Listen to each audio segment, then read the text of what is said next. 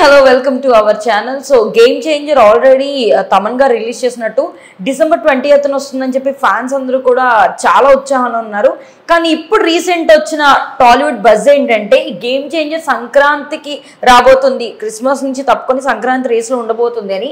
ఒకవేళ సంక్రాంతికి వచ్చేటట్లయితే అదే రేస్ లో విశ్వంబర అంటే మెగాస్టార్ చిరంజీవి గారి మూవీ ఉంది. సో తనయుడు అండ్ తండ్రి కూడా ఇద్దరు ఒకేసారి వస్తే రేస్ ఎలా ఉండబోతుంది? అలా కాదని ఒకవేళ విశ్వంబర అందులో నుంచి తప్పుకుంది కాబట్టి రామ్ చరణ్ గారి గేమ్ చేంజర్ అందులోకి జాయిన్ అయిందా అన్న బజ్ అయితే ఇప్పుడు క్రియేట్ అవుతుంది. సో ఇందులో ఏది జరిగింది, ఏది జరగబోతుంది అని ఇప్పుడు తెలుసుకుందాం.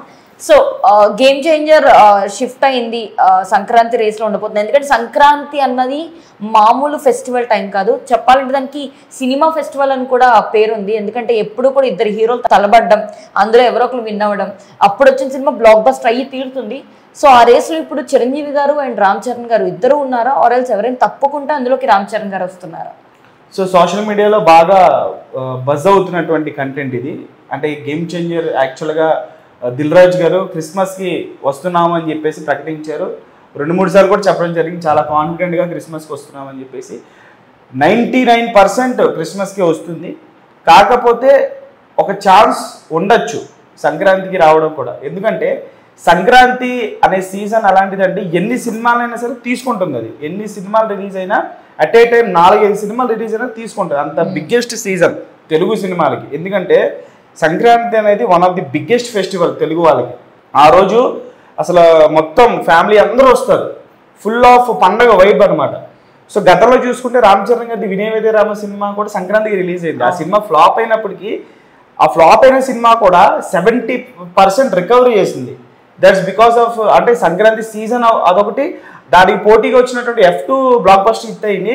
అయినా సరే 70% కలెక్ట్ చేసింది. ఆ సినిమాకు ఉండేటువంటి ఆ మాస్ అంటే మాస్ కాంబినేషన్ కదా, దానికి తోడు సంక్రాంతి సీజన్ కావడంతో 70% వరకు కలెక్ట్ చేసేసింది.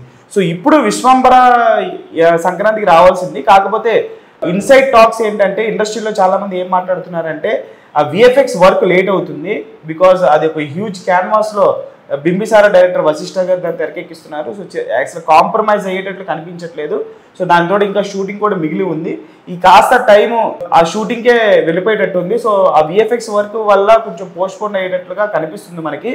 సో ఇప్పటివరకు అఫీషియల్ అయితే కాలేదు, మరి చూద్దాం. ఒకవేళ విశ్వంబర వాళ్ళు ప్రకటిస్తే మేము సంక్రాంతి రేస్ నుంచి తప్పుకుంటున్నాము, పోస్ట్పోన్ చేస్తాము, కొత్త డేట్ అనౌన్స్ చేస్తామని వాళ్ళు అఫీషియల్గా ప్రకటిస్తే, సో దిల్ రాజు గారు ఆయనకి సంక్రాంతి సీజన్ అంటే చాలా అద్భుతమైనటువంటి సీజన్. ఎందుకంటే అంతకుముందు ఆయన వారసుడు సినిమాను కూడా సంక్రాంతికి దింపారు. సో అది కూడా మంచి సక్సెస్ అయ్యింది, అటు తమిళనాడులోను తెలుగులోను మంచి కలెక్షన్ సాధించాయి. సో ఆయనకి సంక్రాంతి సీజన్ అంటే చాలా కలిసి వచ్చినటువంటి సీజన్.